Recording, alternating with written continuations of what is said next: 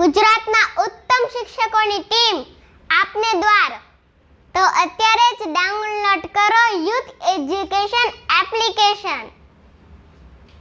નમસ્કાર વિદ્યાર્થી મિત્રો, હું છું ડીએ પંપણિયા અને આપ નિહાળી રહ્યા છો અમારી ચેનલ પર ધોરણ 11 વિષય છે ભૂગોળ અને પ્રકરણ આપણું જે અપૂર્ણ છે 15 નંબર નકશા અર્થ અને તેના પ્રકારો એ અંગેને આપણે ચર્ચા કરવા જઈ રહ્યા છીએ. પહેલાં દરેક વિદ્યાર્થીઓ અમારી ચેનલને લાઇક કરો, સબસ્ક્રાઈબ કરો અને જો અમારા વિડીયો તમને પસંદ પડતા હોય તો અવશ્ય લાઇક કરો અને શેર કરો. ઓકે, હવે આપણે જે વાત કરવા જઈ રહ્યા છે નકશાના મુખ્ય પ્રકાર વિશે વાત થઈ ગઈ.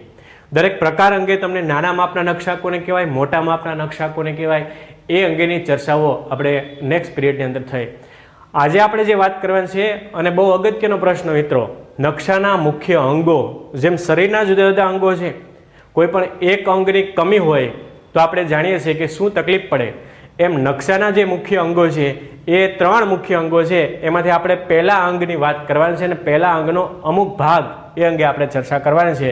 તો મુખ્ય એના 3 અંગો છે. એમાંનું પહેલું અંગ છે પ્રમાણ માપ.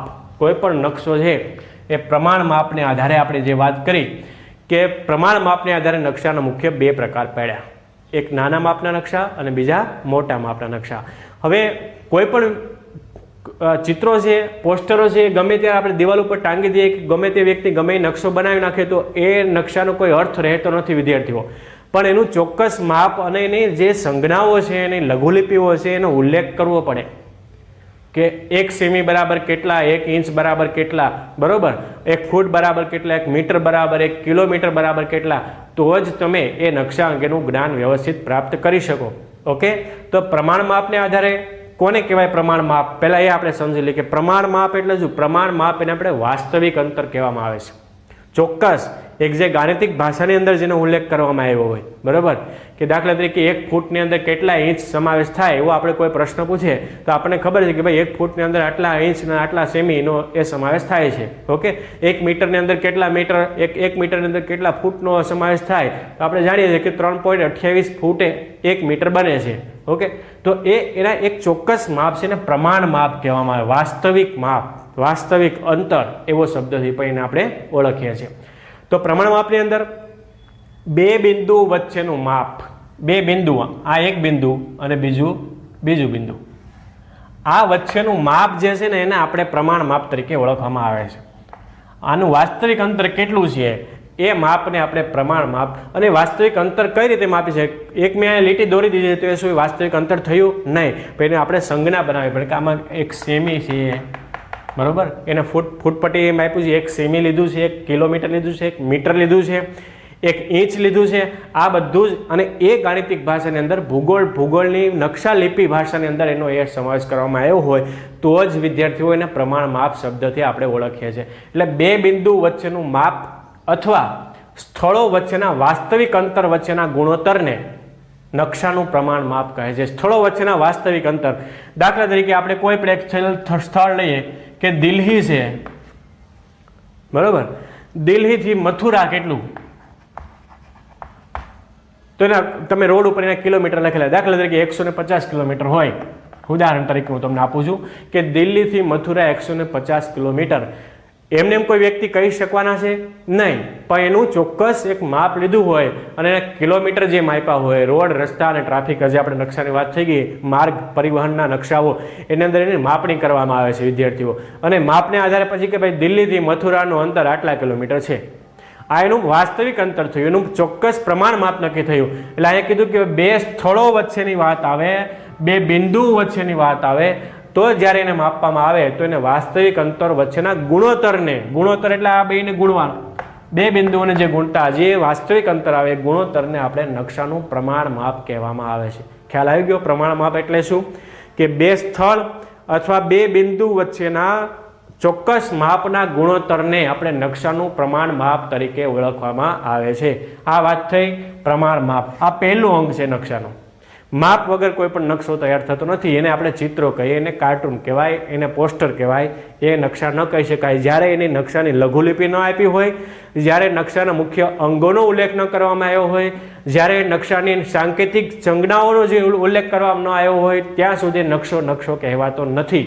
ઓકે, આ યાદ રાખજો. એટલે પ્રમાણ માપ બે બિંદુ વચ્ચેનું માપ અથવા સ્થળો વચ્ચેના વાસ્તવિક અંતર વચ્ચેના ગુણોત્તરને નકશાનું પ્રમાણ માપ કહેવામાં આવે છે. આ પ્રશ્ન.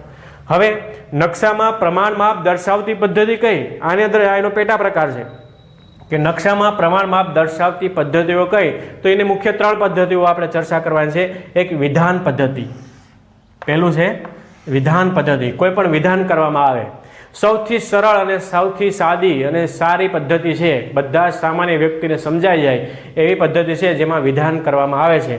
આ પદ્ધતિમાં વિગતો કે શબ્દો દ્વારા વિધાન સ્વરૂપે રચવામાં આવે, આથી તેને વિધાન પદ્ધતિ કહેવામાં આવી છે. માનો કે કોઈ પણ વસ્તુ છે, વિધાન પદ્ધતિની અંદર શું હોય કે સૌથી સરળ છે, સાદી પદ્ધતિ છે. આ પદ્ધતિમાં વિગતો કે શબ્દો દ્વારા કે વિધાન દ્વારા એ વિગતોનું વર્ણન કરવામાં આવે છે અથવા વિધાન કરવામાં આવે છે. જેમ કે આ પદ્ધતિમાં 1 સેમી બરાબર 10 કિમી એમ લખાય છે. તો વિધાન થયું કે 1 સેમી બરાબર કેટલા? કે 1 સેમી બરાબર 10 કિમી. 1 સેન્ટીમીટર આ 1 સેમી થયું, અહીંયાથી અંતર આ 1 સેમી થયું. તો આ બંને વચ્ચેનું વાસ્તવિક ગુણોત્તર અંતર કેટલું છે? કે 10 કિમી. બરાબર? એ 10 કિમી લખેલું હોય, 100 કિમી લખેલું હોય, 1000 કિલોમીટર લખેલું હોય, 1000 કિલોમીટર, 1 કરોડ લખેલું હોય. ટૂંકમાં એક પ્રકારનું વિધાન છે અને સામાન્ય માણસ સમજી શકે કે 1 સેમી બરાબર 10 કિલોમીટરની વાત છે, તો આપણે સેમી કોને કહેવાય એ અંગેનું જ્ઞાન આપણી પાસે હોય કે આ 1 સેમી તો આ વચ્ચેનું અંતર એટલું થયું. હવે નાનું એવું રૂમાલના ટુકડાની અંદર કોઈ નકશો આપેલો હોય અને એમાં વિધાન લખેલા હોય, વિધાન પદ્ધતિ. વિધાન એ લખેલું કે 1 સેમી બરાબર 50 કિલોમીટર. તો એ નકશાનું આપણે માપ કરી શકીએ કે આ નકશાનું કેટલું અંતર આવેલું છે, કેટલા ભૌગોલિક ક્ષેત્રની અંદર એ નકશો આવેલો હશે, એ અંગેનું આપણે જ્ઞાન એ વિધાન પદ્ધતિને આધારે સમજાય. તો સૌથી સરળ અને સાદી પદ્ધતિ છે. કઈ પદ્ધતિ સૌથી સરળ અને સાદી છે? વિધાન પદ્ધતિ. ઓકે, શું કામ? કે તેમાં કોઈ પણ શબ્દો દ્વારા કે વિધાન સ્વરૂપે એની અંદર વર્ણન કરવામાં આવે છે. જેમ કે આ પદ્ધતિમાં 1 સેમી બરાબર 10 કિમી એમ લખાય છે. વિધાન લેવામાં આવતું હોવાથી તેને વિધાન પદ્ધતિ કહેવામાં આવે છે. આ એક વિધાન લીધું કે 1 સેમી બરાબર 10 કિમી, 1 સેમી બરાબર 1 લાખ કિમી, 1 સેમી બરાબર 1 કરોડ કિમી. તો એ શબ્દ જ્યારે બોલવામાં આવતો, હવે માનો કે આ આપણું જે બ્લેકબોર્ડ છે, આ બ્લેકબોર્ડનું અંતર કેટલું એ આપણે માપવું હોય તો બ્લેકબોર્ડ આખો નાનાવડા અને આપણે દર્શાવી શકીએ કે આ બ્લેકબોર્ડ છે. આ બ્લેકબોર્ડનું અંતર કેવું? તો આપણે એને પહેલાં ચોક્કસ એને પ્રમાણ માપથી માપવું પડે અને પછી એનો ઉલ્લેખ કરવો પડે કે અહીંયા 4/3 એટલે 4 ફૂટ બાય 3 આની લંબાઈ અને પહોળાઈ આવેલી છે. તો 1 સેમી બરાબર 4, અહીંથી અહીંયા સુધીનું અંતર છે એ વાસ્તવિક ગુણોત્તર અંતર કે 4 ફૂટનું અંતર આ થાય અને 3 ફૂટનું અંતર નીચે થાય છે. તો એને આપણે આ વિધાનથી આપણે કહી શકાય કે 4/3 એટલે કે 4/3નું અંતર ધરાવતું આ બ્લેકબોર્ડ આવેલું છે. તો આ સૌથી સરળ અને સાદી પદ્ધતિ છે. વિદ્યાર્થીઓ, કોઈ પણ વ્યક્તિને આવડી જાય એવો એનો સમાવેશ કરવામાં આવે. આ એકની વાત થઈ પ્રમાણ માપને આધારે જે આપણા નકશામાં પ્રમાણ માપ દર્શાવતી પદ્ધતિની અંદર વિધાન પદ્ધતિની વાત છે. હવે આપણે અંકાત્મક પદ્ધતિની વાત કરવી છે અને રેખિક માપપટ્ટીની વાત કરવાની છે, જે નેક્સ્ટ પીરિયડની અંદર આપણે સમજાવશું. ત્યાં સુધી આ ટોપિકને વિરામ આપીએ છીએ. વિડીયો પસંદ આવે તો લાઈક કરજો. સૌનો આભાર, ધન્યવાદ.